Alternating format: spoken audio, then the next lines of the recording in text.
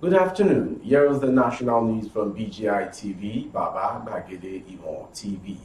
I am Morire Rabila Lawal. First are the major headlines for the national news.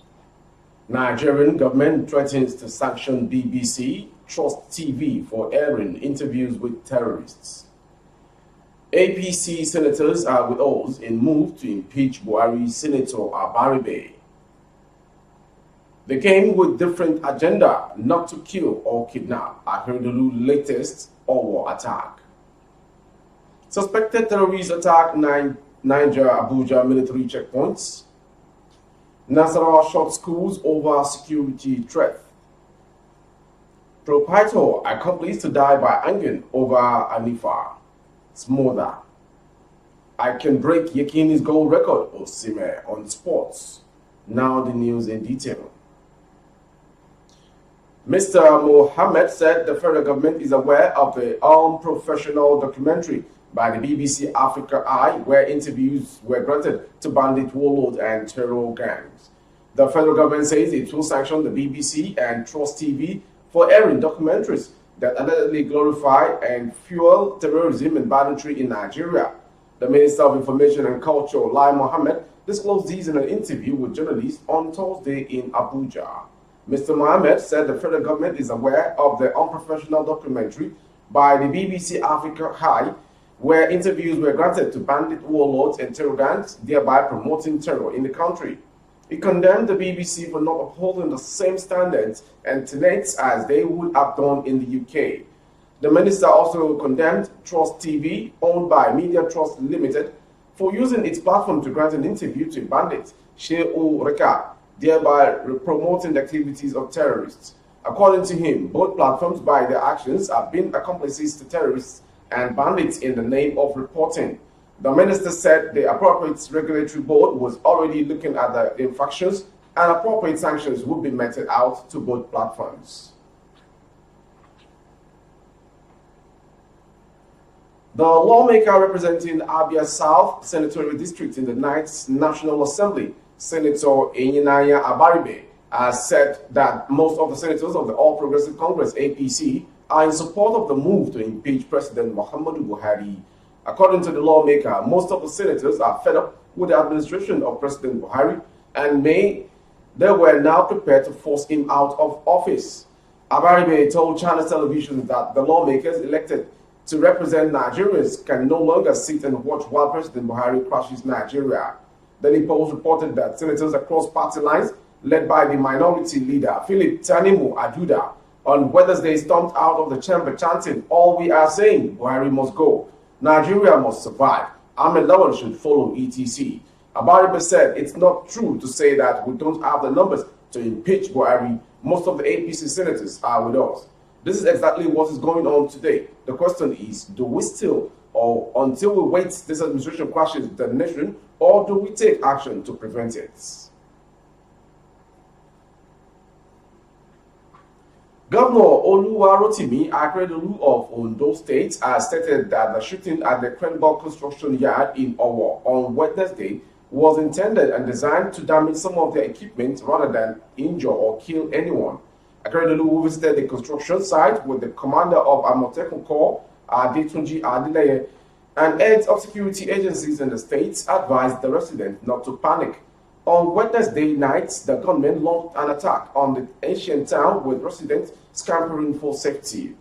According to the governor, I want to allay the fear of our people. Clearly, what happened here on Wednesday night was not an attempt to kidnap anybody, because they went away with nobody, and we have on the premises over 100 people living there. Yes, there were sporadic gunshots at the wall, but they never went inside to kill anybody. It is better for everybody to know. They didn't go inside there to kill anybody. The only two people who had some gunshots were security men who they saw outside the premises. He also informed the populace of his administration's dedication to safeguarding lives and property, emphasizing that the shooting on Wednesday night was nothing near the attack on the St. Francis Catholic Church in the town on June 5th this year. Still on insecurity, a military checkpoint close to Zuma Rock, a border between Niger State and the Federal Capital Territory, Abuja, has been attacked by terrorists on Thursday evening. Information on the attack is still sketchy as of the time of filing this report. However, it was gathered that the personnel of the Nigerian army have embarked on a clearance operation after the attack. The incident was said to have caused gridlock in the area. A military source who spoke to correspondent on condition of anonymity said the terrorists took control of the area for over 30 minutes and kept shooting before heading towards the Kaduna axis of the expressway. However, soldiers from the Zuma barracks stormed the scene and took full control. Still on insecurity that rocks the nation, Nasarawa state government has shut down schools in the state over threat of impending attacks by armed bandits. In a statement signed by the State Commissioner for Education, Ajia Fatu Jimeta Sabo, the Governor Abdullah Isile, directed an immediate closure of both public and private secondary schools in the state. According to the statement, the closure of schools was informed by the recurring incidents of security breaches and theft in parts of the country, including some neighboring states. The commissioner described the directive as a precautionary measure. The statement reads in part, and also, Sabo, however, noted that students currently undertaking the NECO SSCE examinations are to remain, saying the government has put measures in place to ensure their safety during their examination. The proximity of Nasarawa to Abuja, the seat of power and Federal Capital Territory, FCT, cannot be overstated. In case you're just joining, you are watching the national news from BGI TV. More to come. A Kano State High Court sitting at Audu Bako, presided over by Justice Usman Nahaba, has sentenced the school proprietor Abdulmalik Tanko to death by hanging for the kidnapping and killing of 5-year-old girl Anifa Abubakar. Ishaku Ashim, his conspirator, was also sentenced to death by hanging for concealment and kidnapping of the 5-year-old girl. The third defendant, Fatima Jibril, was however sentenced to 2 years for conspiracy and attempt. Justice Naba began with the reading of the case details from date of arraignment to the final court sitting when he fixed the date for judgment. At exactly 2:25 p.m., he pronounced his judgment as follows. The first defendant, Tanko, is hereby sentenced to death by hanging for an additional 5 years for criminal conspiracy. The second defendant, Ashim, is hereby sentenced to death by hanging and 2 years for conspiracy and another 3 years for attempt to kidnap. The third defendant, Fatima Musa, being a mother, has been sentenced to 1 year for attempt and 1 year for conspiracy. The trio of Abdul Malik alongside his accomplice, Ashim and Musa, were arraigned before the Kano State High Court on a 5-count charge bordering on criminal conspiracy, kidnapping, confinement, and culpable homicide contrary to Section 97, 274, 277, 221 of the Penal Code. They were arraigned February 7th, where the court adjourned due to lack of legal representation for the accused persons, and were arraigned March 2nd. The prosecution counsel was led by the Kano State Attorney General and Commissioner for Justice, M.A. Lawan, while the defense counsel was led by Barrister Asia Mohammed, Imam of Legal Aid Council. And finally, on the national news this hour is the sports story. Super Eagles and Napoli striker Victor Osimhen has stated he believes he has the quality to equal and even surpass the goals record of legendary Nigerian forward Rashidi Yekini.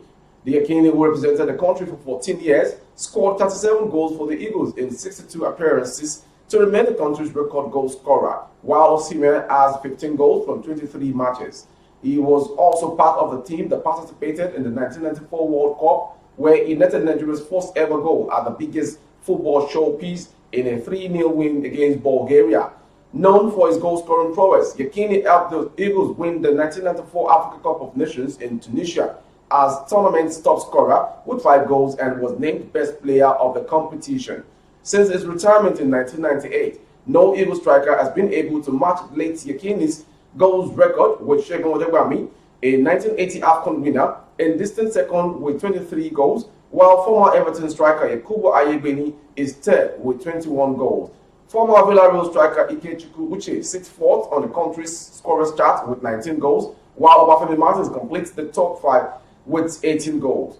Despite being 22 goals short of the former Abiola Babe striker's tally, Osimhen, whose 4 goals against Sao Tome and Principe last month saw him occupy the 10th position on the country's top scorers list, said he was confident that with hard work he could overtake Yekini. I used to say before that it will be a big shoe to fill, but with the kind of quality that I possess and the kind of determination that I have acquired in my career, I think I can actually break it or even surpass it. All Osimhen told Niger footballers. That completes the national news from BGI TV. But before we go, some quick headlines. Nigerian government threatens to sanction BBC, Trust TV for airing interviews with terrorists. APC senators are with us in the move to impeach Buhari Senator Abaribe. And lastly, sport. I can break Yekini's goals record or Osimhen boast. Thank you for watching. For more updates on our YouTube, the handle is Babagide Imo TV. Kindly subscribe and click on the notification bell. Select option all for you to access our broadcast. On Facebook, Bagide Imo with Alawiye Adebayo. Please like and follow the page. On Instagram, Bagide Imo _22 for other placements of your goods and services, coverage of events and functions both outdoor. Kindly dial the phone number streaming on your screen for advert placement. Thank you for watching. I am Morire Rebila Lava. Jumat Mufida Mubarak to all Muslim faithfuls all around the world.